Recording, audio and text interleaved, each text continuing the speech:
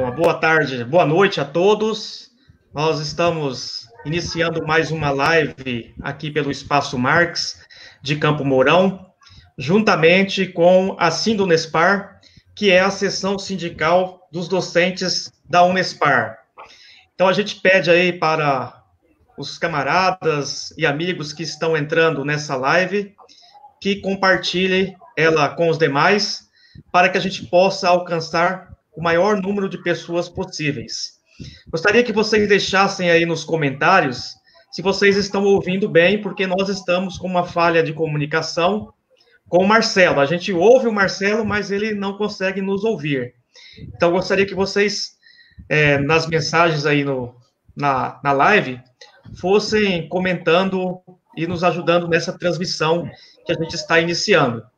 Então, vamos só esperar um quórum inicial aí para nós darmos início a essa atividade de hoje, tão importante quanto discutir a questão da crise atual.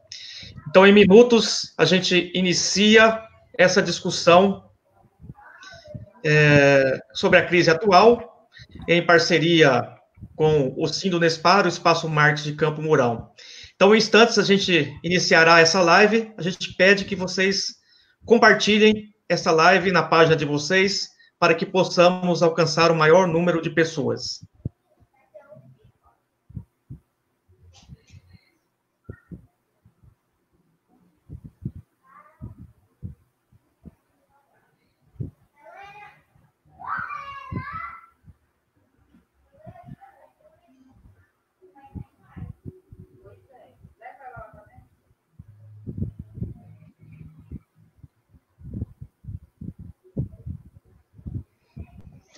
Bom, então vamos começar aqui as apresentações. Eu sou o professor Osmar, da Universidade Estadual do Paraná, campus de Campo Mourão. Também, atualmente, estou como vice-presidente do Sindunespar, que é o Sindicato dos Docentes da Universidade Estadual do Paraná. Então, esta live é uma atividade promovida pelo Espaço Marx de Campo Mourão. O Espaço Marx já existe há 12 anos aqui na Universidade Estadual do Paraná e vem desempenhando atividades de cunho formativa que abordam a perspectiva marxista, mas que trabalha fundamentalmente também com as obras de Marx e de Engels na comunidade acadêmica, mas também aberto à comunidade em geral. Atualmente, nós também estamos realizando 2 estudos. Um é o estudo do Capital do Marx, que é coordenado por mim. Um outro é o grupo chamado Grupo das Mulheres Revolucionárias, que é coordenado pela professora Analéia Domingues. Também hoje iniciamos a campanha de recadastramento do Sindunespar e também a campanha de filiação, porque nós estamos numa retomada do sindicato.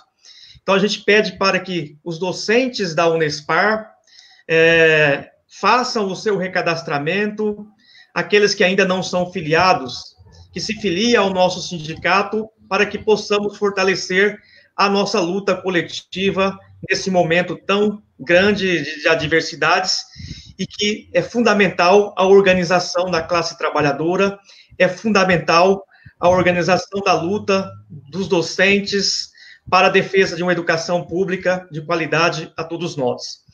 Então, eu vou passar a palavra para o professor César, que me acompanha nessa live hoje como mediador, para que ele faça as suas primeiras considerações e faça a apresentação do professor Marcelo, para que assim a gente possa iniciar a nossa discussão de hoje.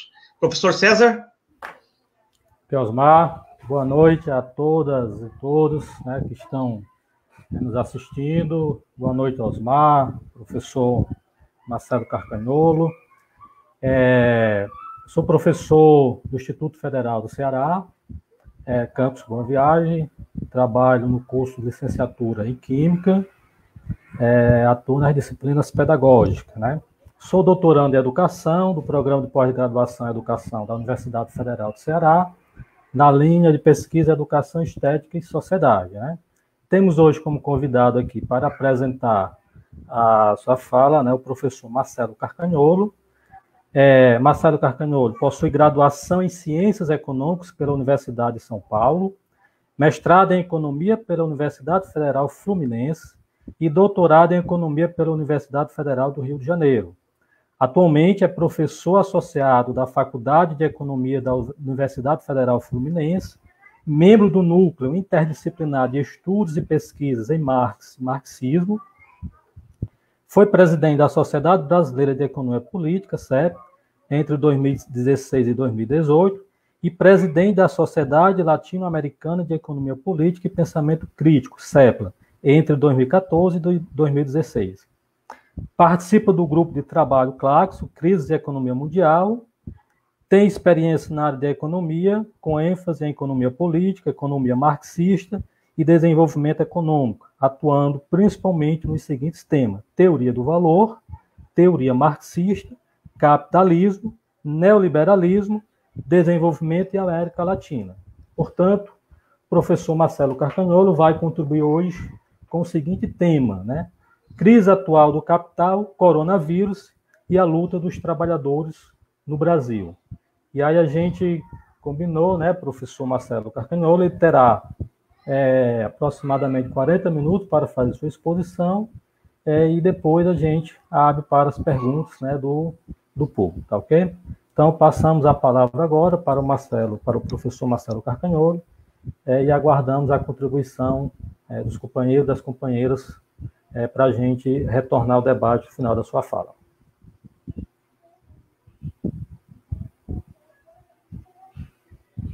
Bem, boa noite a todos. Vocês me escutam? Espero que sim. Boa noite aos organizadores, obrigado pelo convite. Boa noite ao César, ao Osmar. Peço desculpas antecipadamente para quem estiver acompanhando aqui o nosso bate-papo, porque por alguma razão técnica, na verdade deve ser alguma deficiência minha, eu não estou conseguindo ouvir os colegas.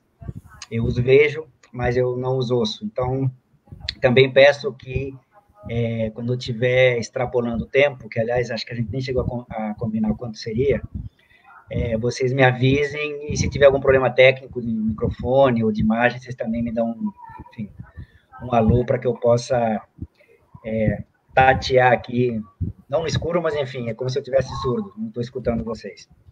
Bom, a nossa conversa hoje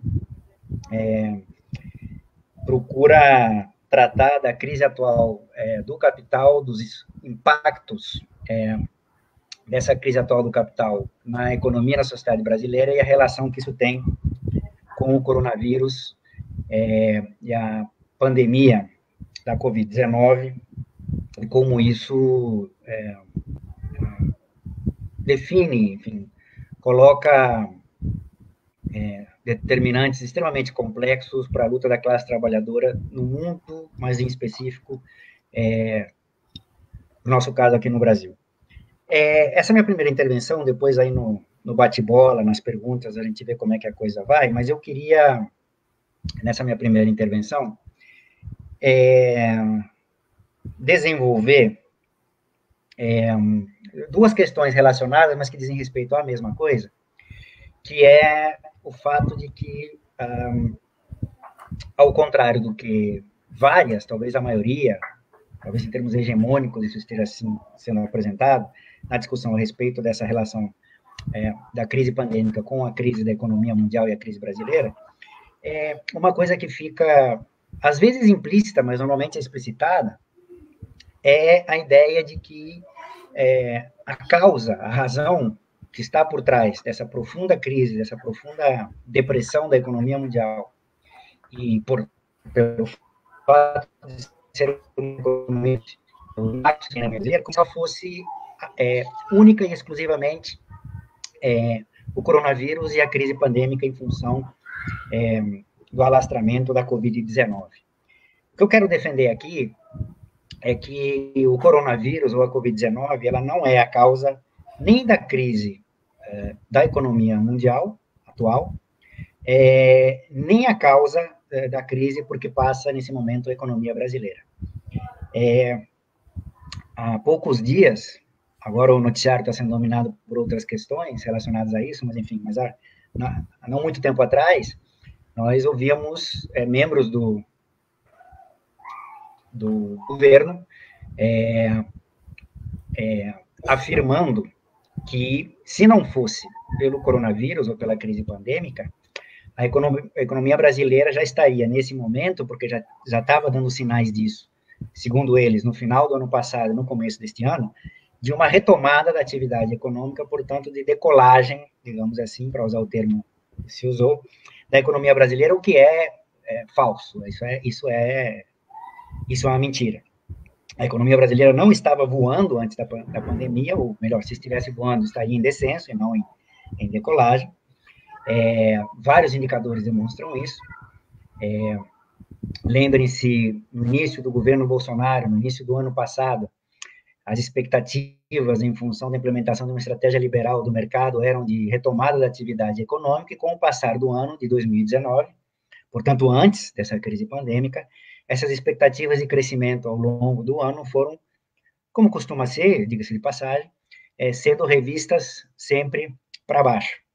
E ao final do ano, o que se viu foi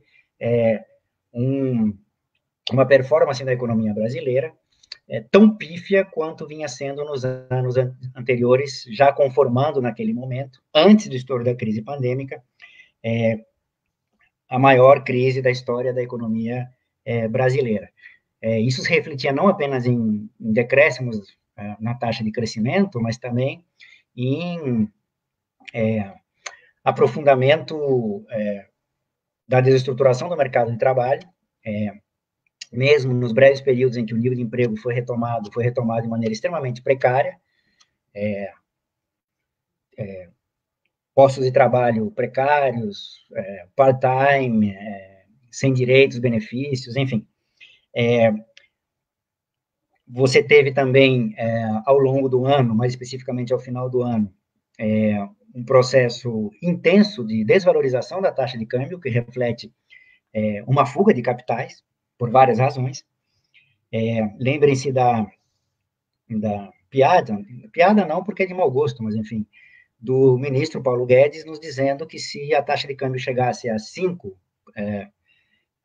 ele, enfim, teria feito muita besteira para que chegasse a 5. O que se discute hoje em dia não é nem se vai chegar a 6 ou não, mas o que se discute no mercado, não é nem coisa de economista marxista, heterodoxo ou crítico, é quando chegaremos a 6. E já tem analistas de instituições financeiras fora do país, internacionais, que estão analisando 2021, nosso câmbio chegar a 7. Ou seja, é claro que isso já está relacionado aos efeitos da crise pandêmica, mas o meu ponto aqui é tentar resgatar o fato de que a economia brasileira já estava em crise em 2019, já vinha nos anos anteriores em crise, e que o coronavírus, portanto, não é a causa dessas crises. Evidentemente, o coronavírus, a crise pandêmica, aprofunda, intensifica os efeitos dessa crise, mas não é propriamente a causa. E por que a economia brasileira já vinha em crise, não só em 2019, mas nos anos anteriores? Porque a economia brasileira, como é uma economia subordinada, como é a economia dependente em relação à divisão internacional do trabalho, ela reflete em muito, é claro que há contradições, mas ela reflete em muito o comportamento da economia mundial. E a economia mundial já vinha também apresentando sinais de um aprofundamento da crise antes do estouro da crise pandêmica. Portanto, os dois pontos que eu quero defender aqui são do que o coronavírus e a crise pandêmica não é a causa nem da crise pela qual passa a economia brasileira, nem da crise pela qual passa a economia mundial. As razões são mais de fundo para a gente poder entender isso. Não estou desconsiderando aqui o fato evidente de que o coronavírus aprofunda, mas elas já estavam e tem outros determinantes, esse é o meu ponto.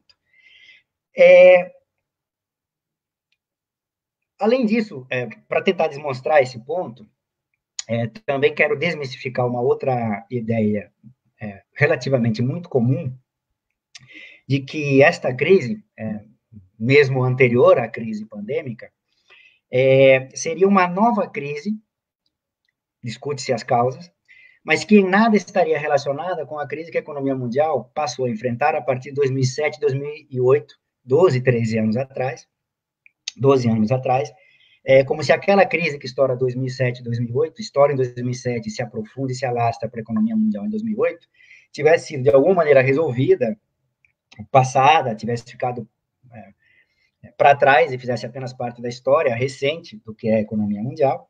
Mas, ao contrário, o que eu quero defender aqui é que, na verdade, a crise pela qual passa hoje a economia mundial, agravada pela crise pandêmica, e, portanto, os reflexos disso, dialéticos, como sempre, mas os reflexos disso para a economia brasileira, agravados também pelos impactos da crise pandêmica, são um desdobramento, são uma nova forma do que foi aquela primeira crise que estourou lá em 2007 e 2008.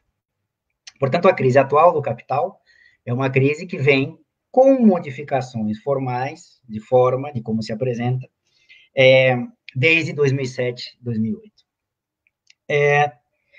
Para poder demonstrar isso, eu tenho que voltar um pouco mais no tempo, porque também é outro mito, mas esse eu não vou ter tempo aqui de desmistificar, mas também é algo relativamente comum interpretar o funcionamento da economia capitalista como se fosse como se ela tivesse um comportamento de médio e longo prazo, com taxas razoáveis de crescimento da economia, uma taxa de acumulação relativamente razoável, seguisse uma certa tendência, sem oscilações, sem maiores flutuações, ou quando essas flutuações ocorressem de maneira eventual, meramente probabilística, ou seja, sem nenhum nível de determinação nessas eventuais oscilações para cima ou para baixo do que é essa tendência de crescimento no médio e longo prazo.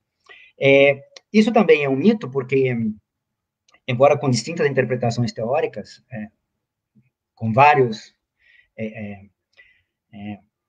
dentro do espectro ideológico do que é a teoria econômica, com vários tipos de explicação para como isso acontece, mas talvez um dos poucos consensos que existem na teoria econômica é o de que essa trajetória, que de médio e longo prazo, sim, é uma tendência de crescimento na acumulação, ela funciona necessariamente, portanto, não é nada eventual, ocasional, fortuito, que pode ou não acontecer, necessariamente funciona na base de oscilações cíclicas.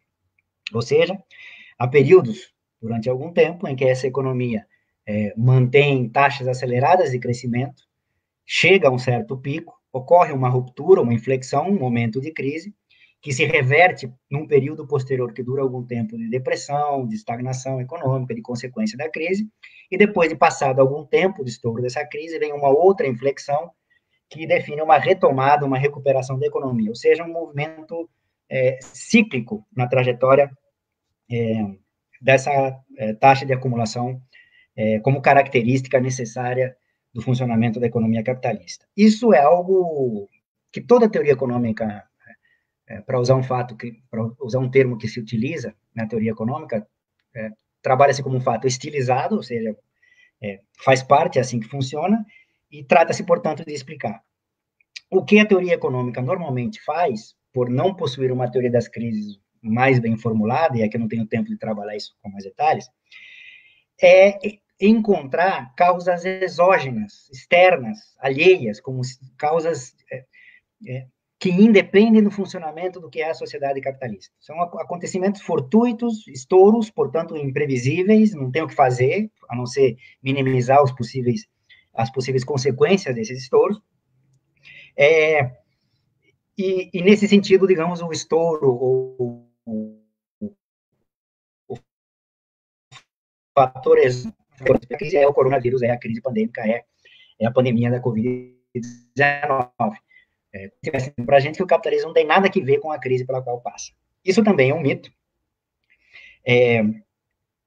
Podemos entrar nessa questão no debate, mas o fato concreto é que se assim funciona, se a economia capitalista assim funciona, ou seja, sempre após determinado período de crescimento da economia virar uma crise, e sempre após determinado período de vivência das consequências dessa crise virar uma recuperação, e aqui eu não estou discutindo aqui o tamanho da recuperação, o tamanho da crise, quanto tempo dura, quanto tempo não dura, porque isso você, na melhor das hipóteses, só pode contar depois de acontecido, não há nada pré-determinado em tamanhos de picos, vales e tempo de duração dos períodos. O que se sabe é que o movimento acontece, mas se é assim, se ele vai acontecer, isso só pode ser porque a causa dos pontos de inflexão de ruptura, tanto a crise como a recuperação, só podem estar contidas, as causas, nos momentos imediatamente anteriores.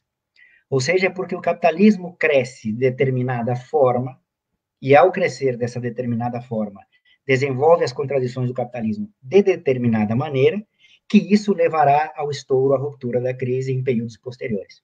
Da mesma forma, é porque as consequências que advêm dessa crise determinam possibilidades para que a taxa de acumulação venha a se recuperar num período posterior, portanto, a retomada e a recuperação. Ou seja, para dizer de uma maneira simples e caricata, o capitalismo entra em crise porque cresceu e volta a crescer porque entrou em crise. É isso que significa essa trajetória, isso que está por trás dessa trajetória cíclica do capitalismo. Enfim, mas o que nos importa aqui é que, se é assim, a gente vai encontrar as causas dessa atual crise por que passa o capital na forma específica como a acumulação capitalista se caracterizou num período de crescimento imediatamente anterior. E esse período de crescimento imediatamente anterior, à sua vez, já é consequência da forma como o próprio capital saiu da sua penúltima grande crise estrutural que ocorreu lá no século passado, na virada dos anos 60 para os anos 70. E o que aconteceu ali? Bom, para caracterizar esse capitalismo pós-anos 70 do século passado, ou para caracterizar o que se chama de capitalismo contemporâneo, aqui a gente teria que gastar mais tempo em vários elementos que fazem parte dessa caracterização. O processo de reestruturação produtiva, a implementação das políticas neoliberais, processo de abertura comercial financeira e da conta de capital, os processos de desintermediação bancária, as políticas econômicas de deliberadamente aumento de concentração de renda e riqueza, que se viram, por exemplo, na virada dos anos 70 para os anos 80, seja na Reaganomics, do Ronald Reagan, nos Estados Unidos, seja na política econômica da Margaret Thatcher, na Grã-Bretanha, também no final dos anos 70, conhecidos como economia do lado da oferta, enfim, você tem vários componentes aqui. O aumento dos processos, a volta do mantra dos processos de abertura comercial e financeira como a única forma que as economias periféricas dependentes teriam de retomar o desenvolvimento econômico naquele momento, enfim, você tem vários componentes aqui, uns tão importantes quanto outros, ou seja, o entendimento do que é o capitalismo contemporâneo só é possível se você entender a articulação entre todos esses componentes. Como nós não temos tempo de trabalhar todos esses componentes, eu vou me centrar em dois que me parecem condição sine qua non para entender onde a gente está hoje.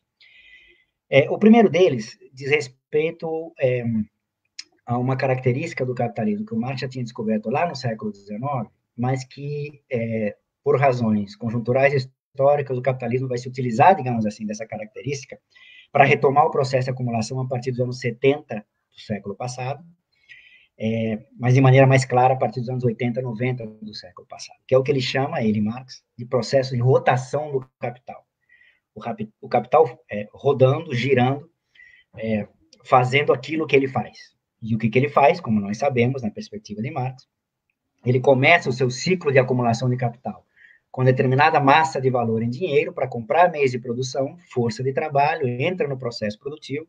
Esse processo produtivo transforma os valores de uso em outros valores de uso, conformando uma nova materialidade, concreticidade da mercadoria emelinha que será depois vendida, mas também unitária e dialeticamente dentro desse processo de trabalho, de transformação do valor de uso, implementando um processo de valorização, de produção de um valor novo e de um mais valor, que faz com que essa mercadoria de saída do processo produtivo chegue a um processo de venda final,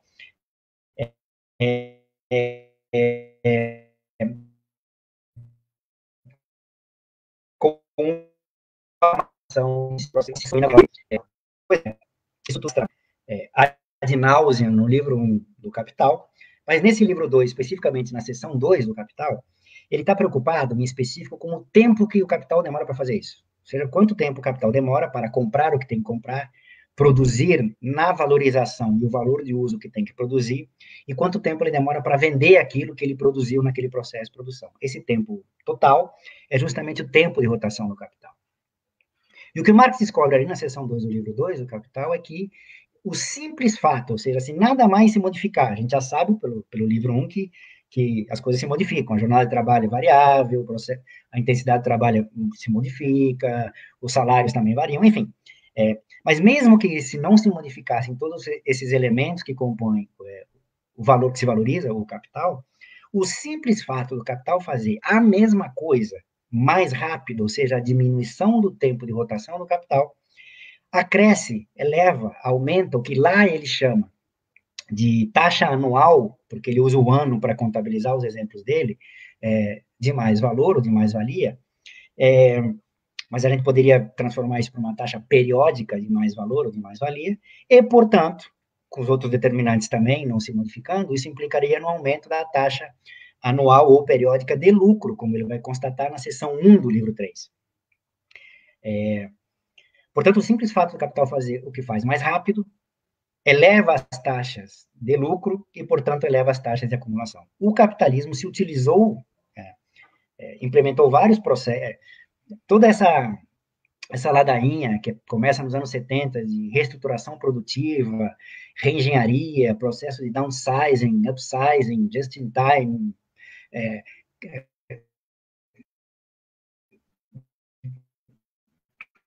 toda essa funções específicas, algumas logísticas, outras nem tanto, de fazer com que o capital faça simplesmente aquilo que ele faz mais rápido. Isso é bastante. Então, esse foi um dos componentes do capitalismo contemporâneo, por aí ele procurou retomar o seu processo de acumulação a partir dos anos 70 do século passado. O outro componente será mais trabalhado na caracterização do capitalismo contemporâneo, que é o componente financeiro. Ou seja, um dos sinônimos, se vocês quiserem, uma das contrafaces do que é a crise do capital é o fato de que há capital sobrando. Capital entra em crise porque tem capital sobrando. Sobrando, qual é o sarrafo aqui? As taxas de valorização, ou seja, capital demais para continuar mantendo as taxas de valorização que se vinha mantendo até aquele momento. Portanto, para o capital sair desse imbróglio, dessa crise, ele precisa lidar com esse problema, que tem capital em excesso. E atenção, que eu estou falando capital, o conteúdo, independente de suas formas, ou relativamente independente de suas formas. Quando o Marx fala de superprodução, ele está falando de superprodução de capital, que tem várias formas, e as mercadorias não são as únicas. Mas, enfim, isso podemos voltar no debate se vocês quiserem. O fato concreto é que ele precisa, para sair da crise, lidar com esse problema. Em termos teóricos, um nível de abstração elevado, ele tem duas formas de fazer isso, de resolver esse excesso de capital acumulado ou produzido, posto, determinado.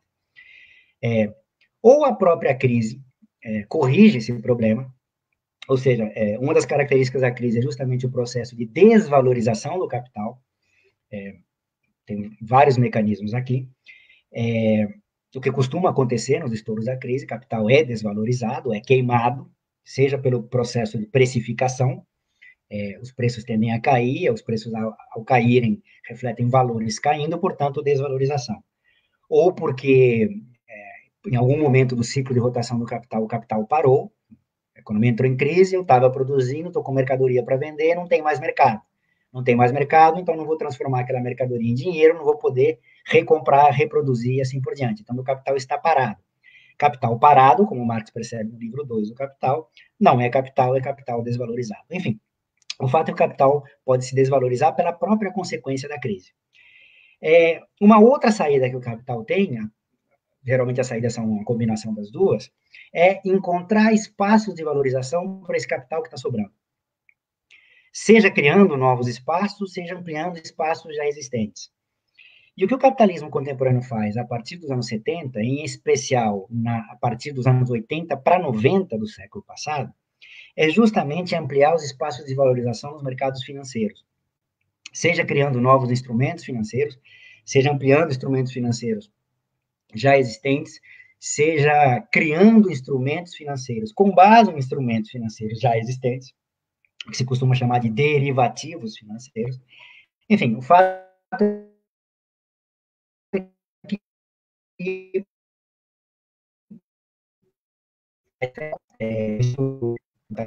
superacumulado.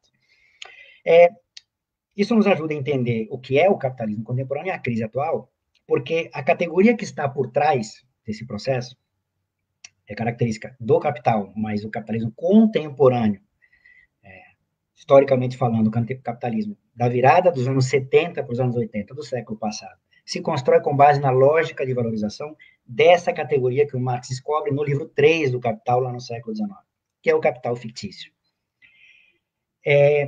Aqui também tem tema para a gente ficar até amanhã conversando, mas o que eu gostaria de deixar claro desde já é que o capital fictício em Marx ele não pode ser confundido com uma das acepções que se dá ao termo capital financeiro, que é o fato daquele capital que se encontra alocado na esfera financeira, ou seja, um capital que se define pela contraposição ao capital que está na esfera produtiva.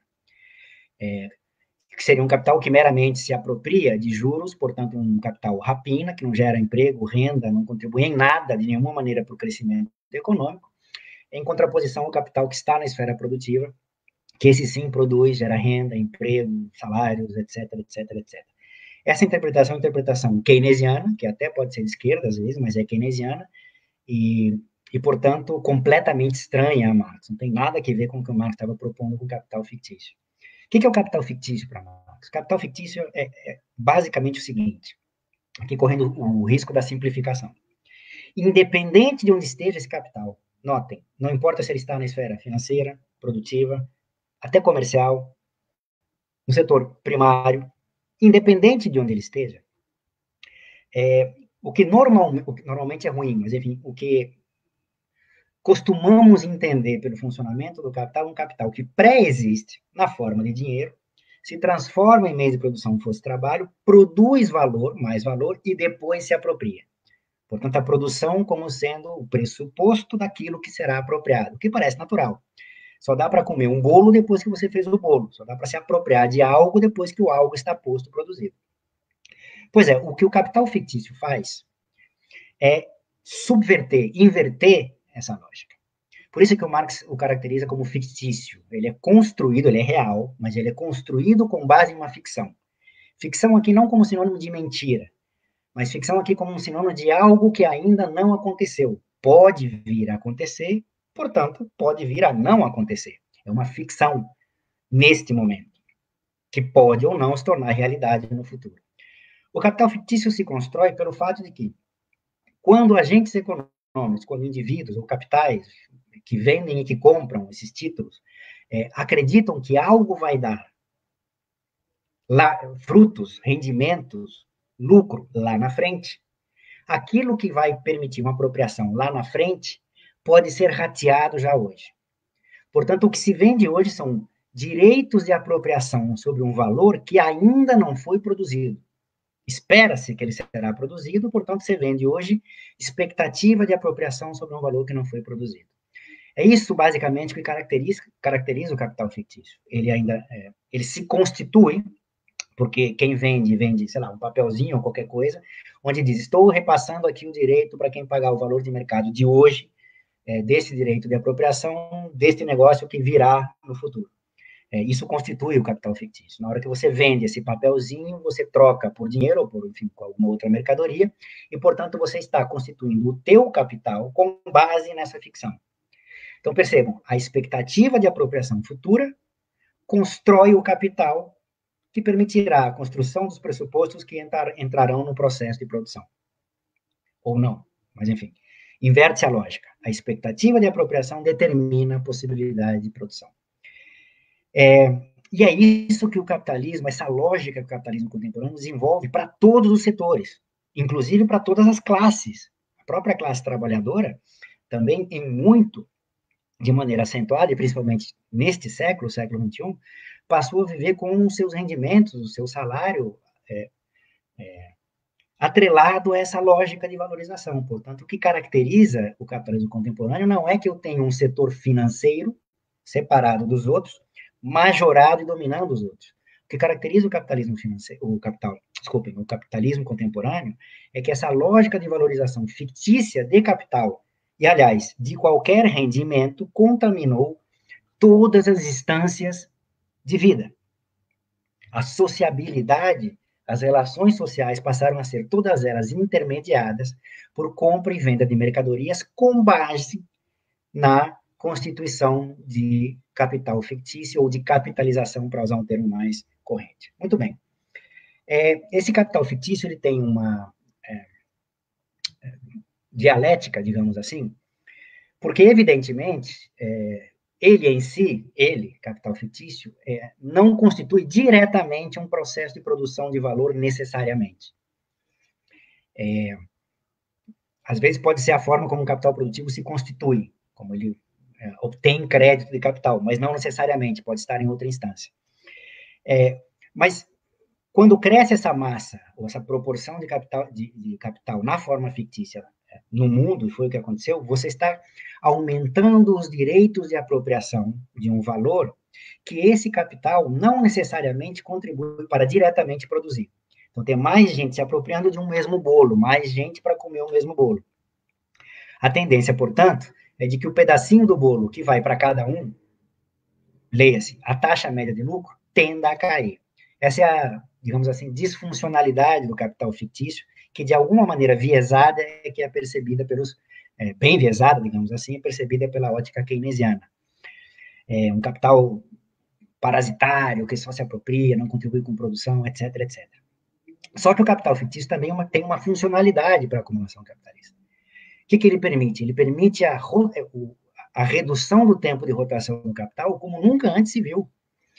Não existe melhor forma de reduzir o tempo do que trazer o futuro para o presente, que é o que, no fundo, ele faz. O capital fictício, ele rifa o futuro trazendo isso para o presente, ele está encurtando o tempo. E, portanto, como eu já aqui expliquei rapidamente, isso, por esse lado, contribui para o crescimento da taxa anual de lucro. Então, essa dialética, por um lado, mais direto, imediato, tendendo a reduzir a taxa de lucro. Por outro lado, de maneira mais mediada, contribuindo para o aumento da taxa de lucro, essa dialética é que conforma, determina os momentos do ciclo do capitalismo contemporâneo. Até 2007, a tendência foi de preponderância da funcionalidade. A partir de 2007, até hoje, a tendência é de preponderância da disfuncionalidade. Ou seja, a partir dali, e por que ocorreu o estouro especificamente no mercado subprime imobiliário americano, podemos deixar para o debate depois, se vocês quiserem. O fato é que ali, detentores desses papeizinhos, no caso, os créditos imobiliários, os bancos, instituições financeiras que tinham essas hipotecas de sua posse, começaram a ver que ou os pagamentos desses créditos hipotecários não iam ocorrer conforme acertado, ou aqueles papéis no mercado secundário não tinham a precificação que vinham tendo até aquele momento, já estava com uma tendência de baixa. Então, quando essas instituições financeiras começaram a desconfiar de que aquele papel ia valer menos no futuro, revenderam esse papel hoje, tentando se antecipar ao movimento. Quando várias instituições financeiras entram com um excesso de oferta desses papéis, o preço desses papéis despenca, justamente o preço desses papéis e das casas, em última instância, que estavam relacionados a esses papéis, também despenca. Esses papéis tinham, a partir de determinado momento, no início do século XXI, até um pouco antes, começado a fazer parte de um bolo de vários papéis de distintos investimentos, de fundos de investimentos ou cesta de investimentos, e, portanto, quando esse mercado quebra, contamina os mercados mundiais. Essa é a primeira fase da crise do capital, que estoura em 2007 e se espalha pelo globo em 2008. Bom, qual é o problema? O problema central é que você tem muitos direitos de apropriação e pouca produção de valor. E esses papéis tendendo a se precificar para baixo. O que o capitalismo tentou fazer para resolver a crise? Bom, primeiro precisa ganhar tempo. Por que ele precisa ganhar tempo? Por que ele precisa ganhar tempo? Para esses papéis não se desvalorizaram demais. Porque se eles se desvalorizaram demais, vai começar a quebrar gente grande. Quebrou o Lehman Brothers, que era grande. Quando chegou a vez do Goldman Sachs, o governo americano parou, não, acabou a brincadeira, o mercado valeu para cima, não vai valer para baixo. É preciso, portanto, entrar na outra ponta do mercado, uma outra instituição, um outro agente, que compre esse excesso de oferta desses papéis. E foi o papel que o Estado cumpriu. Não só nos Estados Unidos, valeu também para a Europa, valeu para economias dependentes, inclusive no Brasil, com mecanismos distintos. Então, o Estado entrou comprando esses papéis. Portanto, grande parte do fundo público, do orçamento público, foi, a partir dali, direcionado para compra desses papéis para fazer com que esse capital fictício superacumulado não fosse desvalorizado. Por isso é que, a partir desse momento, volta na agenda econômica algo que estava em desuso, ninguém falava mais, assim. Você dizer que alguém defendia isso à época era como xingar a mãe, enfim, era um troço meio... Mas o ajuste fiscal voltou à moda a partir daquele momento. O mantra de ajuste fiscal, por que voltou naquele momento? Porque justamente o Estado, para fazer essa atuação, precisava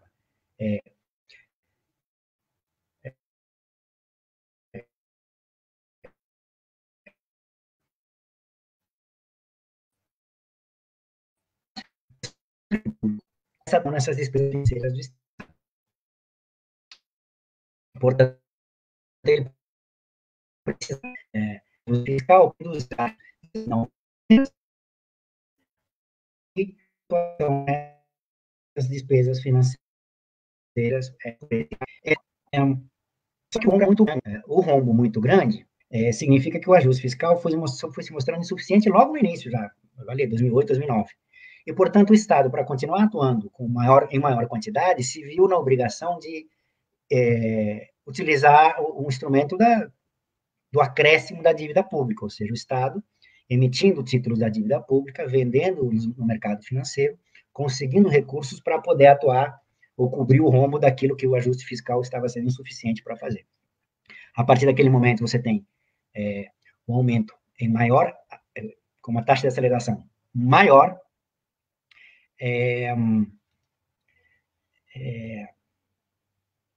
a dívida pública já existia, já crescia, quer dizer, ela não começa aí, mas você tem um crescimento cada vez mais acelerado da dívida pública, e quando chega 2010, 2011, por razões específicas da formação da zona do euro, estoura a segunda fase da crise. A segunda fase da crise é justamente aquela que estoura na zona do euro, no estouro das das dívidas soberanas. Portugal, Itália, Grécia, enfim, os PIGs, como se falou à época. Você percebe, a segunda fase da crise é a mesma crise, não é igual à primeira fase, mas é o limite da forma de atuação via Estado que o capitalismo encontrou para tentar ganhar tempo, dado o estouro da primeira fase. Isso faz com que o Estado continue atuando, cresce a dívida pública, e o capital fictício superacumulado não seja precificado para baixo. O que nós vivemos hoje, tudo isso para chegar no hoje, o que nós vivemos hoje é o estouro da terceira fase da crise. Todo mundo sabia que em algum momento, porque o que o Estado estava fazendo no mundo inteiro era ganhar tempo. O que ele precisava era ganhar tempo para que as reformas estruturais que estavam por trás disso, desde lá atrás, ou seja, o aumento da taxa de exploração do trabalho, o aumento da taxa de mais valor necessário para aumentar a produção de mais valor, que era necessária para fazer frente àqueles direitos de apropriação que foram superproduzidos pelo capitalismo contemporâneo, demora tempo. O efeito das reformas trabalhista, previdenciária, etc., que aumentam a taxa de exploração, esses efeitos demoram. E de lá para cá, 2007 para cá, o que aconteceu foi uma expansão maior ainda da massa de capital fictício, dos direitos de apropriação, e a produção, a economia mundial, a atividade econômica, relativamente estagnada. O que significa dizer que as causas que levaram aquele estouro 2007, 2008, não só continuaram, 2017, 2018, 2019, como se aprofundaram. Então, todo mundo esperava a terceira fase da crise. Teve várias especulações, viria pelo estouro da bolha imobiliária na China, viria enfim, teve várias apostas de por onde viria o estouro da terceira fase da crise. O estouro da terceira fase da crise veio agora, a economia mundial já estava em descenso desde 2018, como eu falei no início da minha intervenção. Meu tempo está acabando, eu preciso encaminhar para a conclusão da primeira intervenção.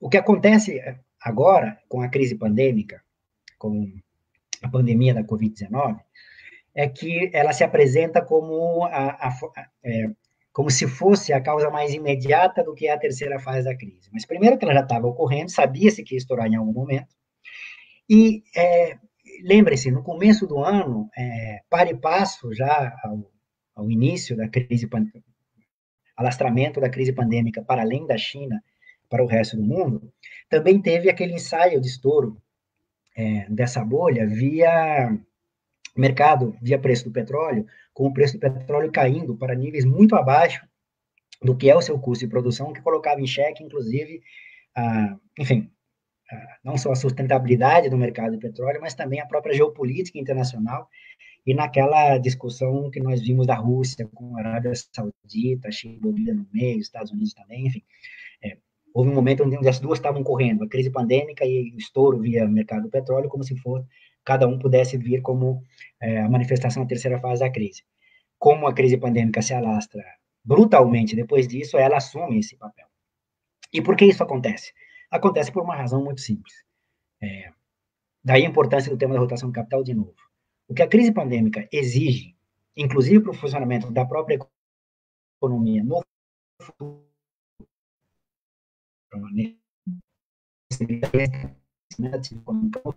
uma forte restrição não só à atividade econômica, mas à própria atividade dos seres humanos. Ou seja, a quarentena, o isolamento necessário para tentar passar por essa questão da crise pandêmica, que, diga-se de passagem, também está relacionado ao fato de que as políticas neoliberais desconstruíram os sistemas sanitários de saúde, uns mais, outros menos, e, portanto, o preço agora nós estamos pagando agora, esse preço nós estamos pagando agora, porque muito do isolamento está relacionado à incapacidade do sistema lidar com aqueles que necessariamente serão impactados por esse vírus.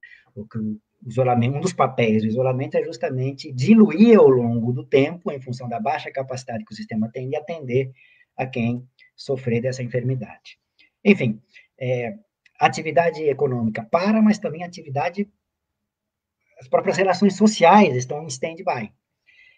Lembre-se, capital parado é uma das formas de desvalorização do capital. O que explica alguns governantes, e não é só o nosso aqui, o Bolsonaro, mas em outros lugares também, e não só federais, em alguns governos estaduais e municipais também isso acontece, essa coisa de que a economia não pode pagar a conta do combate à pandemia, enfim, a economia precisa vir junto com a saúde, a determinação que está por trás disso é o fato de que o capital parado se desvaloriza e, portanto, ele precisa voltar à atividade para poder ser o que ele é, um valor que se valoriza. Meu tempo está chegando ao fim, né? Osmar, me avisem aí. Continua ainda assim o som de vocês, portanto, estou dependendo aqui do chat. Me avisem aqui. Eu só vou dar uma deixa aqui para tentar encaminhar para o debate, que é o seguinte. Nós estamos parados nisso hoje. Como é que os governos têm respondido aos efeitos dessa crise? Em todos os países, aqui podemos discutir as formas, as especificidades disso, mas com políticas econômicas anticíclicas, o Estado intervindo com expansão da liquidez, da oferta de moeda, e com gastos públicos, até com expansão da dívida pública para essa intervenção via aumento dos gastos públicos, portanto, com políticas econômicas anticíclicas. Muitas pessoas se surpreenderam com o fato de que políticas econômicas keynesianas, em crises profundas, são características não só de keynesianos, mas de liberais. As pessoas se esqueceram que o Keynes era um liberal. É uma falsa crença achar que quem defende uma participação maior do Estado na economia é um antiliberal. Esse debate Estado-mercado, primeiro que não é binário, não existe tudo Estado ou tudo mercado. Segundo que esse debate, mais Estado, menos Estado, na atuação da economia, é um debate dentro do liberalismo. Do ponto de vista da filosofia política clássica, Hobbes e Locke pertenciam, os dois, à filosofia política clássica liberal, eles eram liberais. Do ponto de vista da teoria econômica, os defensores do modelo mais convencional, o modelo clássico, são liberais, mas o Keynes também era liberal. Keynes escreve a teoria geral não para se contrapor ao liberalismo, ao capitalismo, e, portanto, ser mais um comunista, mas, ao contrário, ele está querendo salvar o capitalismo no momento de profunda crise, vê na atuação de Estado, com política econômica, monetária e fiscal anticíclica, a única maneira de, no curto prazo, resolver esse problema, mas ele mesmo falava, no curto prazo, depois voltamos a ser liberais. Ou seja, eu quero terminar com o seguinte: em que pese essa maior atuação do Estado no combate de curtíssimo prazo aos efeitos da crise no mundo inteiro, em uns países de maneira melhor, mais eficiente, em outros menos, como o nosso caso, em todos eles, já se coloca na mesa, na pauta, o fato de que esse aumento da dívida pública, essa maior atuação do Estado, hoje, é uma conta que nós vamos ter que pagar lá na frente.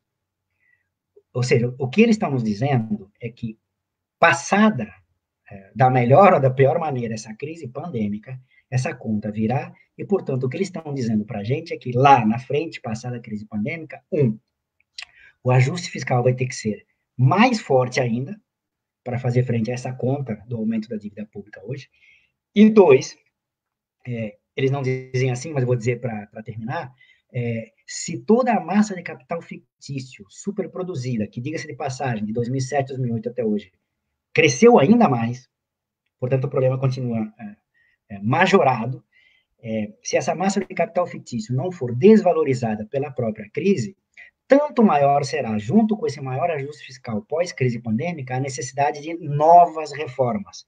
Nova reforma trabalhista, nova reforma da Previdência, nova reforma... Ou seja, o mesmo mantra do neoliberal, do ajuste, mas reformas, uma vez resolvido esse curtíssimo prazo. Desculpem me estender na fala, desculpem se teve alguma dissonância em função do fato de eu não escutá-los ainda, mas, enfim, termino por aqui e aguardo aqui as perguntas e o debate.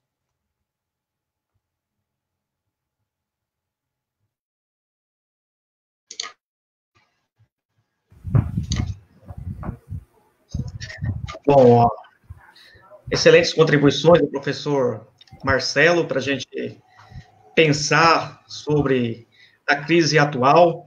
Só queria falar para os demais que a gente está com um problema de comunicação com o Marcelo. Nós escutamos ele, mas ele não nos escuta. Então, a gente vai mandar as perguntas por escrita para ele e ler as perguntas que chegarem aqui também no chat para que vocês possam nos acompanhar. César, você quer fazer a primeira pergunta aí, César? Pode ser. Bom, Marcelo, muito obrigado pela sua contribuição. Minha pergunta vai justamente no ponto, né, que você esboçou aí já quase no final, mas tivemos um problemazinho aqui de comunicação, não saiu muito claro, né? E aí eu vou resgatar um pouco aqui o Mesaros, né, lá no Paralelo do Capital, que ele vai dizer o seguinte, né, que diante da crise estrutural do capital, fica cada vez mais difícil o Estado garantir políticas públicas, né, educação, saúde, segurança, etc., né? E, segundo ele, cada vez mais a luta por essas políticas públicas teria que ser necessariamente uma luta contra o capital. Então, nesse sentido, a pergunta né, qual é essa relação do fundo público, né, que você abordou aí na sua exposição, a relação do fundo público, né, com a política econômica atual do governo federal, né, antes da pandemia, implementada aí pelo Paulo Guedes, frente à retirada de direitos dos trabalhadores e frente à diminuição dos gastos públicos, por exemplo, agora na área da saúde, que se agravou com a PEC 95, né, que foi a retirada, o congelamento de gastos públicos durante 20 anos, e agora a gente está vendo as consequências diante da crise, né? Então, gostaria que você apontasse um pouco, fizesse essa relação na sua fala agora posterior.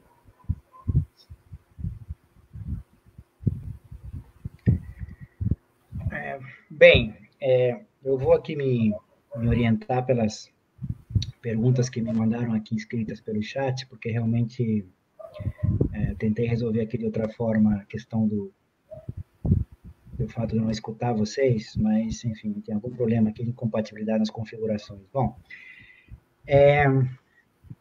aqui me mandaram duas perguntas, uma delas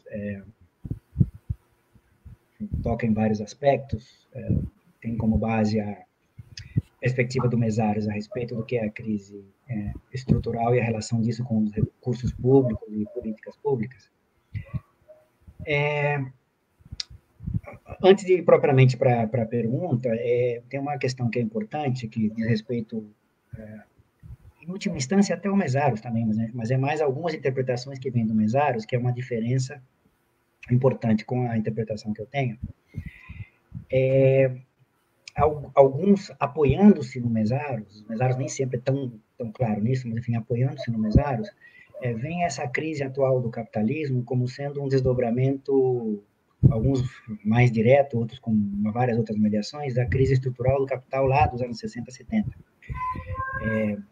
Não como se fosse a mesma exatamente, mas como se o capital tivesse lá para cá tentado resolvê-la, não conseguido, e a coisa tivesse estourado aqui, nesse momento. Não é a visão que eu defendo. Do meu ponto de vista, essa crise que estoura 2007, 2008, ela é a crise de um novo capitalismo, ou seja, há sim uma retomada do processo de acumulação de capital depois da crise dos anos 60, 70 do século passado, evidentemente não nas mesmas proporções e taxas do que foi o crescimento anterior do segundo pós-guerra mundial, mas sim, ocorreu, e com uma nova forma, com uma nova característica, com novas determinações, que eu procurei aqui ressaltar. O capitalismo contemporâneo é diferente do capitalismo do segundo pós-guerra. Tem várias diferenças, não tem e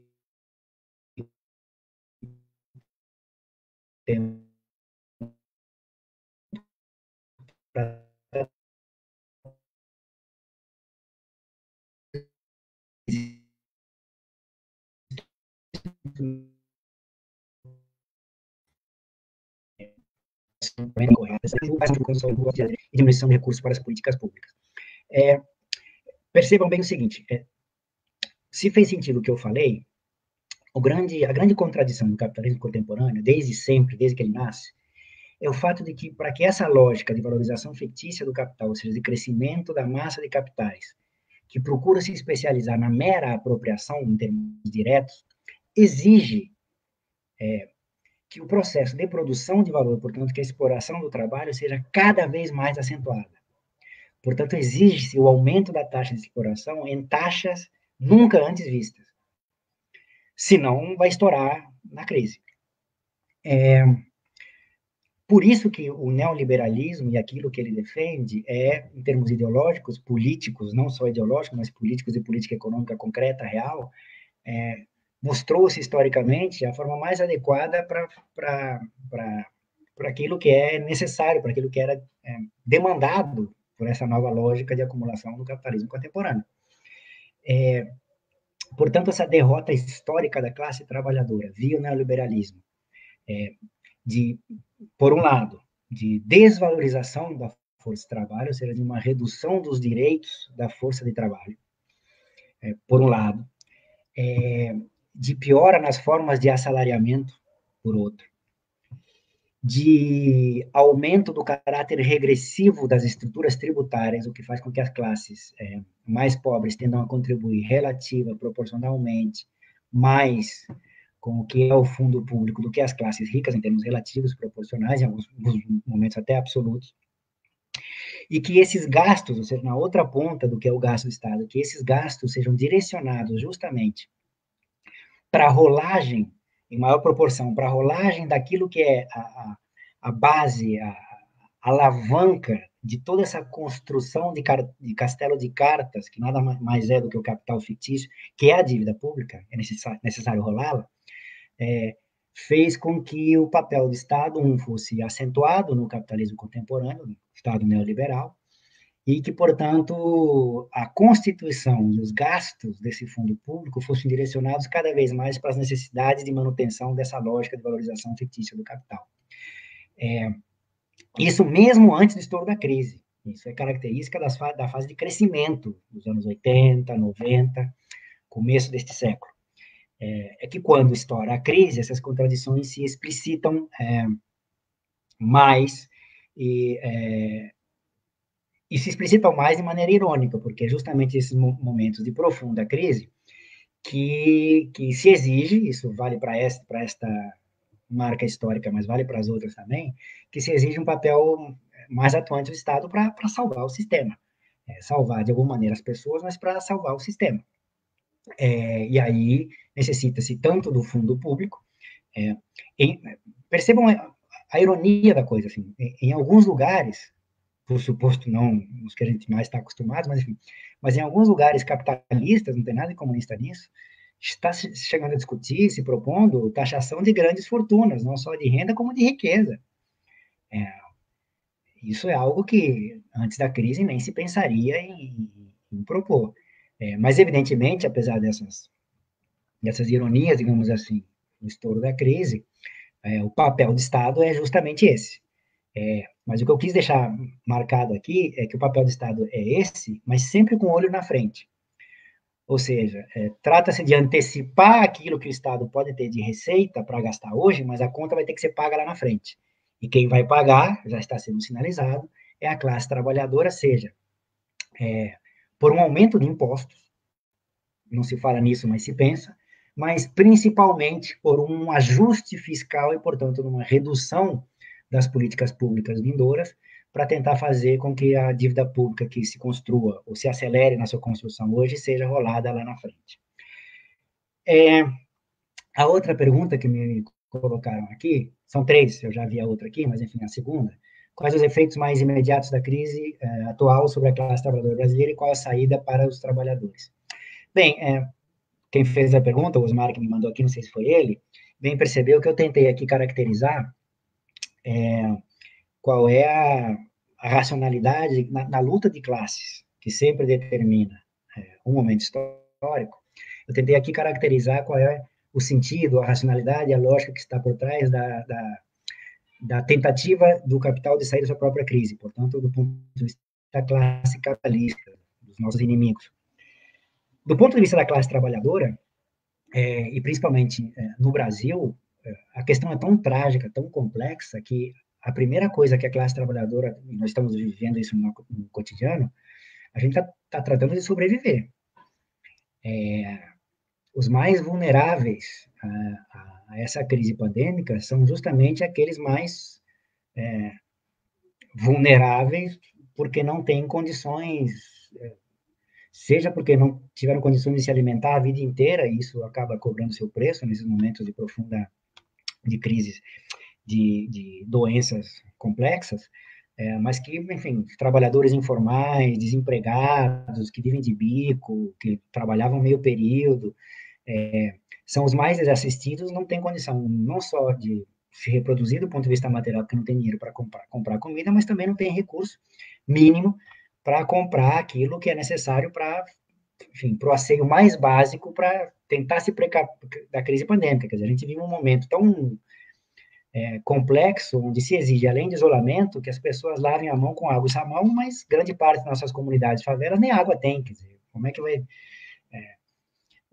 passar álcool gel, quer dizer, enfim, grande parte da classe trabalhadora, a mais vulnerável, nem acesso a esse tipo de coisa nunca teve e não tem agora, e não é com míseros R$600 em míseros 3 meses que vai ter acesso a isso, é só ir no supermercado e ver quanto custa uma compra básica, quer dizer, vai parte desse dinheiro para poder fazer um encanamento e botar água, enfim, comprar álcool gel, impossível. Portanto, a primeira coisa para a classe trabalhadora é sobrevivência, O que, diga-se passagem, é uma questão importante para o capital, indireta. Percebam o seguinte, essa crise do capital ela já estava posta, e uma das consequências da crise do capital é justamente o crescimento do exército industrial de reserva, que, num primeiro momento, pode parecer que é funcional para o capital, porque primeiro, porque tem gente de reserva para quando se acelerar a acumulação, lá tem força de trabalho. Segundo, para regular salário. E também regular as reformas necessárias feitas, porque é justamente o poder do barganha do capital. Se você não aceitar a reforma, tem alguém que quer o teu emprego. Mas notem o seguinte, quando o exército industrial de reserva cresce muito, tampouco é algo funcional para o capital. Porque significa que vai aumentar a miséria, a pobreza, as pessoas vão começar a reclamar, vai ter balbúrdia, vai ter agitação social, vai ter conflito, vai ter aumento da violência, então pouco é funcional para o capital. O que eu estou querendo dizer aqui, tentando encontrar as melhores palavras para dizer de maneira menos dura, é que de tempos em tempos o capital precisa ajustar o estoque do exército de reserva, precisa matar pessoas mesmo. Já o fez em guerras mundiais, né? Primeira Guerra Mundial, Segunda Guerra Mundial, E, de alguma maneira, está começando a acontecer agora. Não estou dizendo que seja uma intencionalidade do capital. O que eu estou dizendo é que a coisa está meio que fugindo à mão. Percebam, já tem gente na Europa dizendo que, passada a crise pandêmica, eles vão incentivar a imigração de novo, porque vai faltar gente, vai faltar mão de obra, vai faltar força de trabalho. Enfim, então, isso faz parte das contradições no momento que a gente vive. Mas, indo mais para o cerne da pergunta, para além da mera sobrevivência da classe trabalhadora, e não ficar numa coisa muito pessimista, eu acho que esse momento, essa forma específica da crise atual, e ela é muito específica, nos permite algumas coisas que antes não permitia. A primeira delas é mais fácil, digamos assim, agora, deixar claro algo que nos parecia óbvio, mas que, por conta da vitória ideológica no liberalismo, era mais difícil, enfim, que produtivo é o trabalho. Essa coisa de que o capital é produtivo, assim, que sempre nos custou explicar por que né, o cerne, o central é o trabalho no processo produtivo, tanto concreto como de valor, no capitalismo, etc., etc. Não precisa gastar muita saliva hoje em dia para explicar que o produtivo é o trabalho. Não à toa, os capitalistas querem que a atividade, que os trabalhadores voltem a trabalhar. Tem até carreata para isso. Isso nos permite várias coisas, nos permite, inclusive, é uma mera possibilidade, não é uma necessidade, não estou dizendo que vai acontecer, mas nos permite, inclusive, não só, não é desconsiderar as especificidades dos distintos tipos de trabalho concreto, ofícios, e, inclusive, como isso tem implicações do ponto de vista da luta cotidiana, estratégica e tática da classe trabalhadora. Não é desconsiderar isso. O trabalhador do setor privado tem uma lógica, trabalhador do setor público tem outra lógica, trabalhadores informais tem uma lógica, trabalhadores formais tem outra, enfim, não é desconsiderar isso. Mas esses momentos de aguda, de estrutural crise do capitalismo, resgatar, inclusive, a consciência da unidade dentro dessa diferenciação. Nos explicando o que é a classe de trabalhador, em que pese todas as diferenças dos distintos ofícios da classe trabalhadora, do que nos custava antes do estouro dessa crise. Então, eu acho que isso também é uma vantagem do ponto de vista da consciência. Do ponto de vista organizativo, ou de saída, eu diria o seguinte, falsos dilemas que se nos apresentavam enquanto classe trabalhadora em alguns momentos, especificamente em momentos de crescimento da acumulação do capital, são desmistificados nesses momentos de crise. Por exemplo, a falsa disjuntiva entre reforma e revolução, como se você tivesse que, ao abraçar uma delas, abrir mão da outra, como se você brigar no curto prazo cotidiano por um aumento de salário, melhores condições de trabalho, contra a reforma trabalhista, por um governo menos duro, te fizesse ou te levasse necessariamente a abdicar de demandas um pouco mais estruturais, revolucionárias. Ou seja, acho que a gente tem melhor condição, do ponto de vista da organização da classe, de justamente mostrar que não se trata de reforma ou revolução, mas é de reformas, e no curtíssimo prazo, para a sobrevivência da classe, para poder alçar a outro tipo de demanda. Enfim, tem vários exemplos aqui de coisas que a gente pode, mas, de novo, já que eu fiz referência, todo mundo faz, né, já que eu falei do reformismo, todo mundo, mas é relativamente comum fazer referência à comparação com a crise de 29, né, e com o período que veio posterior do Estado do Bem-Estar Social, welfare state, quer dizer,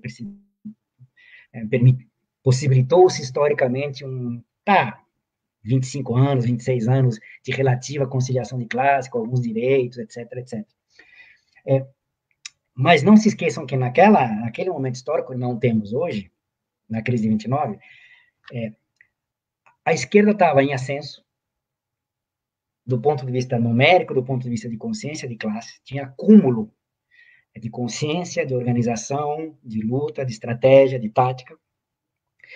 Tanto estava em ascenso que tinha conseguido êxito em alguns processos revolucionários, em outros não, com todas as contradições que eles tivessem, ao ponto tal de chegar naquele momento e oferecer algum tipo de alternativa, com todos os problemas que tivesse. Hoje em dia não temos mais isso.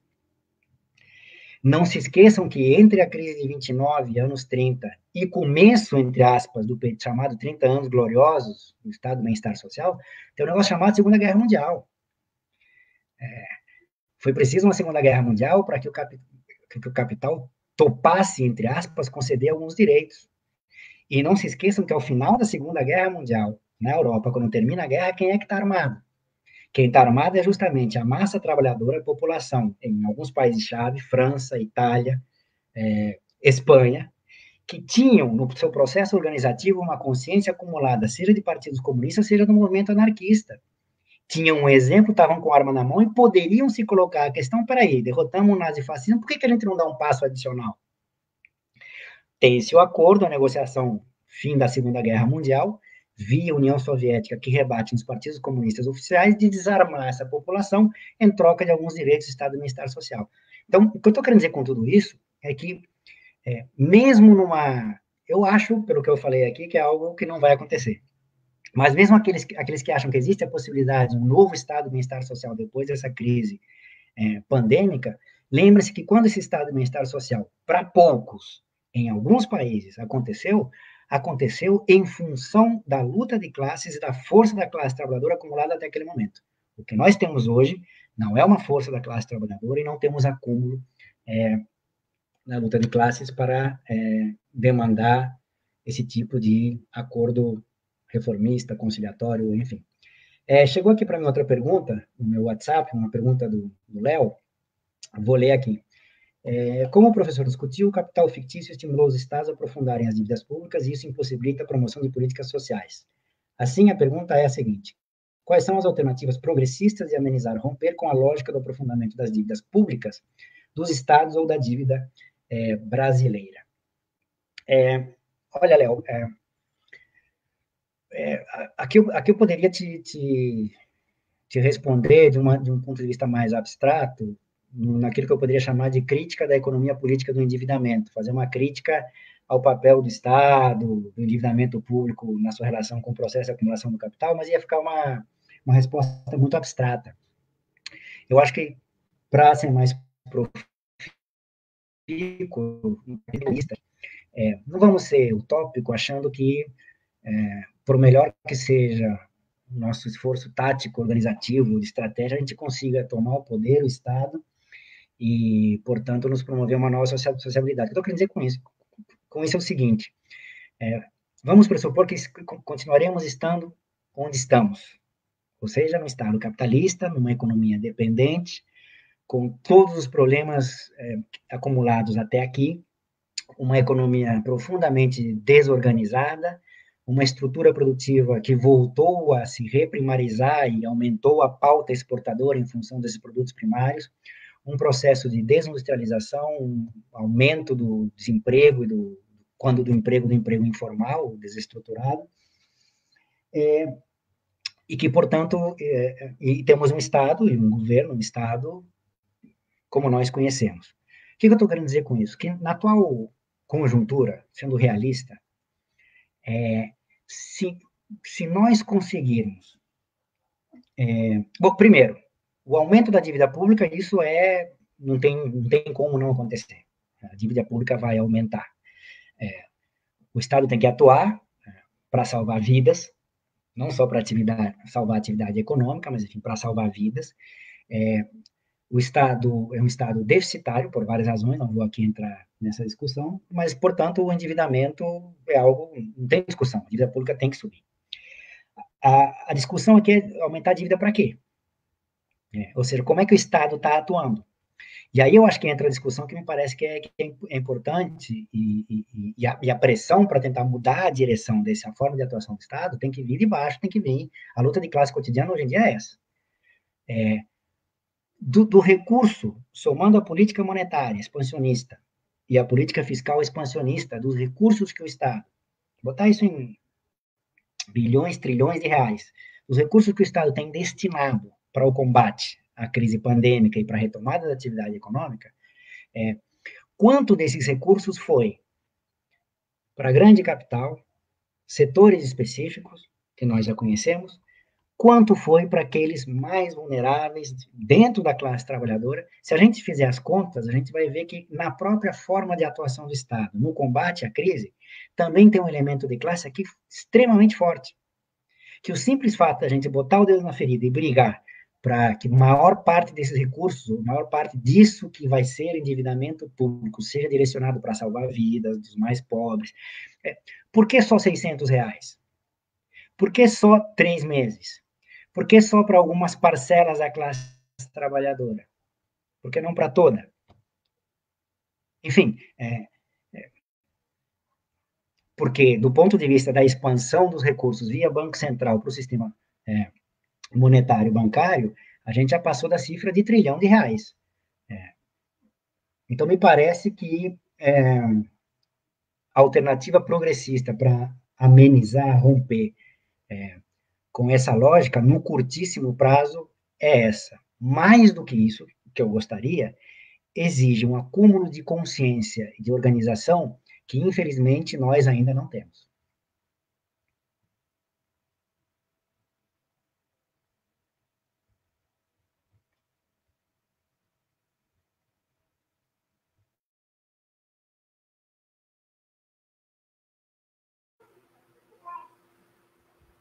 Pode fazer as suas considerações finais, então?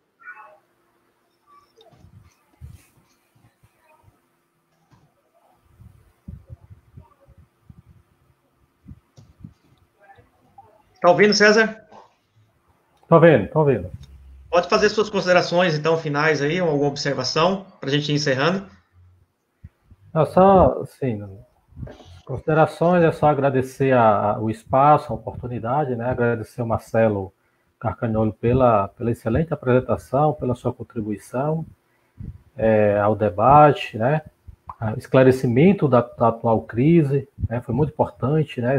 Os pontos que ele levantou do capital fictício, e buscando lá no Marx, né? Que é importante nós temos isso como referência, né? Ter o Marx como nosso ponto de início de análise da crise, né? Obviamente que a nossa análise não se esgota no Marx, mas ela é uma referência teórica importante para a gente. Então, agradecer ao Marcelo, ao professor Osmar, e seguiremos na luta.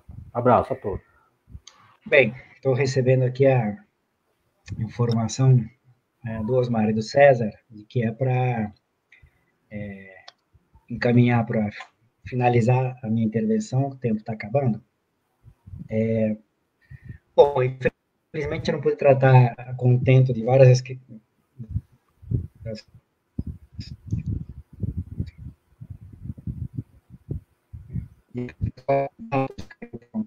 completamente. Até porque essa última questão de dívida pública está relacionada, inclusive, com uma discussão dentro da esquerda sobre o papel, por exemplo, da auditoria da dívida, enfim. Existem umas discussões também dentro da perspectiva mais crítica, dentro da teoria econômica, de uma proposta que se chama de moderna teoria monetária, enfim, tem vários aspectos que eu poderia ter tratado e nós não temos para isso. Como a gente tem que encerrar em função do tempo, eu gostaria de terminar também com algumas breves observações no terreno mais político, que me parece que são importantes. A primeira delas é que grande parte do que eu tentei fazer aqui foi um pouco de mapear o sentido que está por trás, o que conforma o que é o nosso inimigo. Estou partindo aqui do pressuposto de que nós estamos aqui, os participantes, quem está ouvindo não necessariamente, mas enfim, temos claramente, sim, temos viés ideológico, o viés ideológico da classe trabalhadora, mas o que eu tentei fazer aqui é um pouco mapear qual é o sentido que está por trás da atuação, do que está sendo e do que virá a ser o nosso inimigo. E tem algo que eu até mencionei, mas me parece que vai ser cada vez mais importante, que é o seguinte: é uma característica também das crises do capitalismo, e quanto mais forte, mais abrupta ela é, como é o caso desta, mais aprofundada essa característica, o processo de centralização do capital. Ou seja, capitais que quebram, são desvalorizados, são engolidos por, nem sempre, mas via de regra, por capitais maiores, que acabam centralizando o capital. O que eu estou querendo dizer com isso? Que no mapeamento do que é o nosso inimigo, nós temos que tomar muito cuidado com esse processo que é dinâmico, extremamente dinâmico, rápido nos dias de hoje, em função da lógica do capital fictício, para identificar exatamente quem é o nosso inimigo. Então, por exemplo, só para citar um exemplo rápido, com essa desvalorização brutal da taxa de câmbio e com a tendência de preço de ativos reais para baixo em função da crise que nós estamos vivendo, os ativos brasileiros estão cada vez mais baratos. O que significa dizer que em algum momento pode vir uma avalanche de capitais externos que vão reconfigurar todo o mapeamento da propriedade dos ativos dentro da economia da sociedade brasileira. Saber quem são, de onde vêm, eu acho que é tarefa nossa para justamente mapear qual é o nosso inimigo. Isso me parece extremamente importante, ainda no mapeamento de qual é a economia política, digamos assim, da classe capitalista. Do nosso ponto de vista, eu acho que, quero terminar com isso, se servir só para isso, eu já estaria satisfeito. Se a gente sair dessa crise pandêmica, vendo que é necessário acumular forças, mesmo naqueles momentos em que a gente acha que não precisa acumular forças, ganhar consciência. Eu estou falando aqui do início do século XXI, estou falando não só do Brasil, mas das sociedades latino-americanas, onde prevaleceram governos progressistas. A luta de classes e a formação de quadros e ganho, acúmulo de consciência, ela não é só necessária quando nós estamos enfrentando inimigos imediatos diretamente no poder. Ela é necessária sempre. Durante os governos progressistas, por vários mecanismos e por várias razões, o processo conciliatório, você concilia um período, concilia 2, concilia 3, 4, no médio e longo prazo, depois de 10 anos de conciliação, primeiro que já é outra geração, segundo que essa nova geração, e mesmo antiga, já não sabe mais fazer análise de conjuntura, mapeamento de inimigo, diferença entre estratégia e tática, curto, médio e longo prazo. Então, o processo de formação, saindo dessa crise pandêmica, processo de formação e luta de classes para e passo tem que acontecer, vai soar estranho, todo santo e não santo dia. É que eu não sei se tem dia não santo, mas enfim, porque foi São Jorge no Rio ontem, aqui no Rio de Janeiro um troço meio cabalístico, enfim. Eu acho que se a gente sair com essa lembrança, talvez nas derrotas onde a gente aprenda mais, se a gente sair com essa lembrança de que, em que pese momentos de conciliação de classe, que é melhor do que, enfim, estou pensando, por exemplo, em colegas da Argentina, hoje em dia, que estão comparando a forma como a Argentina está combatendo essa crise pandêmica em relação à nossa. É claro que eles estão mais, entre aspas, mais bem posicionados, porque eles têm um governo, reformista, com limites e tal, mas certamente é muito melhor do que o nosso. Mas eles também estão se colocando essa pergunta, essa questão, assim, pelo fato de termos um governo menos pior do que o governo de vocês, isso não nos dá o direito de não continuar exigindo o aprofundamento de ganhos para a classe trabalhadora. A luta de classes é cotidiana, sempre, e não tem fim. Quer dizer, tem, mas até chegarmos lá, obrigado, abraços para todos, desculpem os problemas, eu realmente não consegui escutá-los, vou ver o que aconteceu aqui com a configuração e, de repente, numa próxima vez, eu os escuto. Então, quero agradecer ao professor Marcelo pela excelente exposição, discussão, e ao César por ter ajudado aqui na mediação. César estudou comigo lá na pós-graduação no Ceará, na Universidade Federal, é um companheiro de luta que está sempre aí defendendo os interesses da classe trabalhadora da qual nós fazemos parte. Quero agradecer também todos que nos acompanharam até agora, aqueles que não puderam assistir na íntegra essa live, ela ficará no canal do Espaço Marx à disposição, então vocês poderão consultar lá, poderão assistir novamente, e a gente está fazendo essas atividades, esperamos que esteja contribuindo muito nesse momento, e que a gente possa acumular forças para superar esse modelo de sociabilidade que nós vivemos, e que a gente pode constatar hoje, tão claramente como ela é bárbara, né? Principalmente para os mais pobres, principalmente para os trabalhadores.